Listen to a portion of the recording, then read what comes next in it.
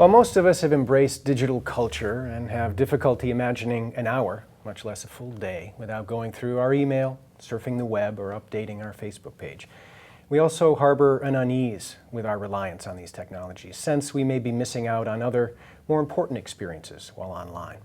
But we generally keep these concerns at an arm's length as the cursor pulses on. Joining me today to discuss this growing disquiet is fellow Arlingtonian Sven Birkerts. While you may associate him with one of his previous books, the Gutenberg Elegies, he is most recently the author of Changing the Subject, Art and Attention in the Internet Age, the basis of our discussion today. Thanks for joining me today. My pleasure. As I understand it, you had a conversation with a friend who shared with you a challenge, and the challenge was very simply sitting down with a book and reading it for a sustained period of time. Getting 3 to 5 minutes in, he felt the impulse to get up, to do something else. He was skittish. Your intuition was that that experience was illustrative of something deeper, something that you know was shared with a wider group of people, not just your friend. So you explored it. What did you find? Just to be clear on the record, it wasn't a challenge with a friend. It was an article that was kind of a big splash in the Atlantic when it came out. It was the basis for a book by Nicholas Carr, and the article was dramatically entitled, "Is Google Making Us All Stupid?" And the book then became The Shallows, and it was really questioning these things. And he opened that article by saying that he himself had noticed, much to his dismay, that these days when he sat down at the end of the day and wanted to resume what had always been his great cherished pastime of, immersing in a good book, it was getting harder and harder.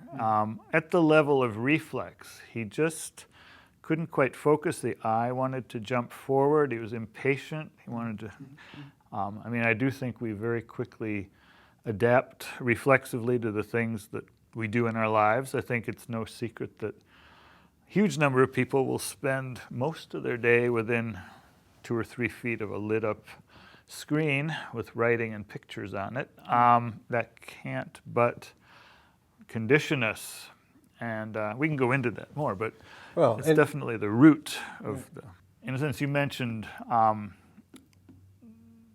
earlier book on this, the Gutenberg Elegies, and that was very much focused on the computer and its specific sort of impacts on, reading and the literary culture and so on. And I'd say the difference between that book and the current book is that I don't see the computer any longer as a single formative entity. I think it has bled so deeply into every part of our culture that it's in fact an environment, The microprocessor is everywhere. All of our activities are conditioned to some degree by this amazing power that we have sort of unleashed, much of which is hugely good and gratifying. But I just don't think you can have any power that doesn't have a kickback effect. And so that's the part that interested me. What is it? Well, you write about one of your real worry being that it's less to do with sort of the overthrow of the human intelligence by artificial intelligence, and more sort of at the very rapid erosion of certain types of thinking. What types of thinking do you see as sort of between the crosshairs because of this shift in our culture? And what I'm looking at, art and attention, to me, bring us into the zone of the other kind of intelligence, which I would say is the more reflective, contemplative, not so much the goal-oriented, instrumental sort of intelligence, but it's more the exploratory, the daydreamy. It's got a whole range. I think the side of the intelligence that I feel is sort of being put under some pressure and a little bit endangered is also the one that coincides most closely to what we experience as our own subjectivity. When we're busy filling in boxes and doing this, we're not being our subjective selves. Those are usually more the province of the expressive arts and so on. That's where we recognize, who we are. And so I feel that if we are being, curtailed or sort of threatened in those realms. It's not merely that it's hard for a person to sit and read a book or stand in front of a painting or sit through a 90-minute concert. And that's an outer symptom. What it really means is that to that degree we're also sort of interposing a kind of uncomfortable static between our subjective sense of ourselves and the world. We're changing, or there's the possibility that we may begin to sort of eliminate, I don't think we would entirely, but kind of downplay sides of our human spectrum that have formerly been given much more bandwidth, and now it's being displaced by this constant claim of multiple stimuli. A little bit of email is a wonderful thing. A little bit of everything is great, but the nature of it's both, the extraordinary efficiency and design intelligence of the technology. I think it's the enormous cultural pressure that comes through at the corporate level on down through advertising. It becomes a social expectation that this is how we live and these are our protocols, and these are enforced socially at every turn. So there's that feeling of just being hemmed in, and you then are very quickly labeled a crank when you deviate.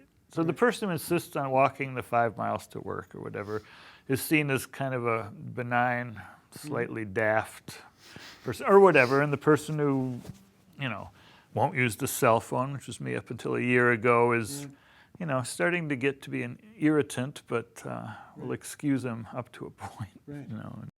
There's the flip side of it, which we hear a lot about, which is helicoptering. Parents now being enabled, and there's an expectation that they can constantly reach in and sort of just check, see if the kid is doing okay. But it creates a little net around every child of parental vigilance. Although the social media affords different opportunities for kids today than we ever had, kicking around the woods or whatever we did, the city, depending upon our location. It's really interesting. Yeah.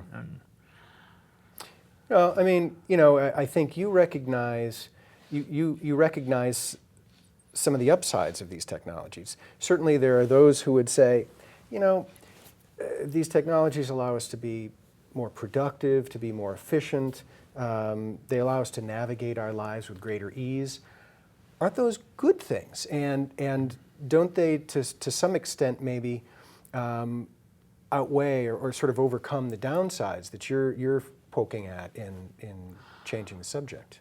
Well, you can always pose that really dire scenario of your end of days scenario where you're in the, there with your relatives around you, reflecting back on what a long and lovely life you had. And at that moment, whether you'd ask that you're really glad that it was very efficient, very productive, and all those things, or is there a little lurking sense that maybe it could have been a little more imaginative, exploratory, more full of odd side roads and daydreams, So I'm not saying that those things that I'm talking about are the all of life. I just think that they should be the more of life, and that as all of our systems, I mean everything from insurance on down, gets systematized and oriented around a grid that you're required to fill in correctly, or else you're stuck.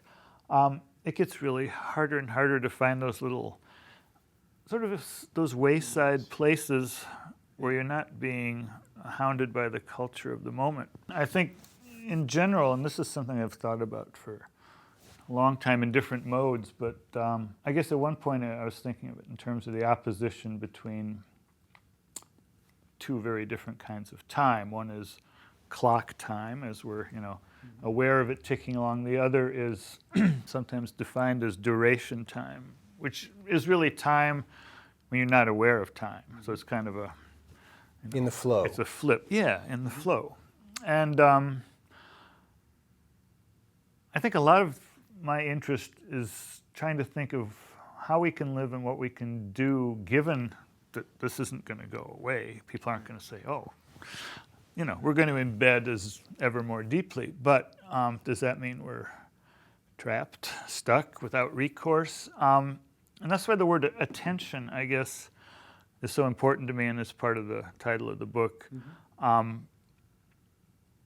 basically propose, and I don't by any means mean that it's the only thing or the one thing, but for me it's the one I was most interested in investigating, is kind of the restorative power of art in various ways. I don't mean just painting art, but anything that took time and imagination and, Creative pursuit. creative pressure to create is also something that offers us something to hold up against that relentlessness. But for that to work in any frame, whether it's in terms of listening, looking, or reading, it requires us to be able to attend to it. It makes it hard for us to become so singularly attuned to the one thing that's in front of us. And it doesn't have to be a work of art. It can be making a pie crust, but it is bringing yourself fully to bear on what you're doing in a way that suddenly, if you've spent most of your time being in some state of distributed awareness, which I think is a lot of how we are forced to live, then the action itself, almost no matter what, when we find that we're just absolutely riveted, watching a snail going along the windowsill, something happens. Something happens. That which is fragmented, at least for that moment, is made into a singular point of focus. One of the concerns that comes to the fore for me is again, it's for our children, it's for our children's children, in the sense that we have the recall to this pre-digital time. They have very little reference to that. It's true. So what can they conceivably draw on to distinguish between those two modes of being, if you will? I don't think anyone at this point is yet fully out of reach of those experiences. I think we had them as a matter of course because we were not electronically surrounded. They have them, but it's within a different environment, and it is a more surrounded thing. But they've been in the woods, they've read books, they've listened to things. There's the germ, and I think in part, it's not that we are all such sheep that wherever corporate society decides to direct us that we'll go there. We know very well when we're feeling alert and satisfied and somehow true to something that feels right, and we know when things feel distracted and vague, and and we'll So I think everyone works on it in their own way. Sure, I mean, if you need to find out a particular date, and you can do it in a second, punching in the right prompts, you've basically done nothing except retrieved a unit. I mean, that's not. If we begin to mistake that as either knowledge or the point of knowledge, then we've sort of given it over to our instruments, because the whole idea was, a model of understanding, not of, quickly answering questions posed to you. When I was at my most, impressionable and formative in my adolescence, I was coming of age at a time when the whole cultural picture was pretty much exactly the opposite of what it is now. And when we were talking about, efficiency and this and that, it was the very opposite. It was get out there in the field, and it's romantic. You're going to live on a commune, and you're going to, dig your own potatoes, and it didn't matter. There was a different sense of time, and all of that. I just wanted to emphasize. I'm not saying it was better or worse, but just as a conditioning thing. And when we're talking about our own kids and the environment they grow up in, it's not just the specific technologies they're surrounded by. It's the sort of the envelope of the sort of the zeitgeist, the cultural ethos, and that's so formative. Absolutely. And that also changes. And I don't think that the one we're in now, if we had this interview 10 years from now, it could be under very different auspices. People could just be suddenly saying, that's ridiculous. I don't want to do that. I want something else. Right. And we'll say, why were people so obsessed with being, that way? Yeah. I don't know. Yeah. Well, certainly I want to thank you for joining me today. Total pleasure. For adding your insights, for changing the subject.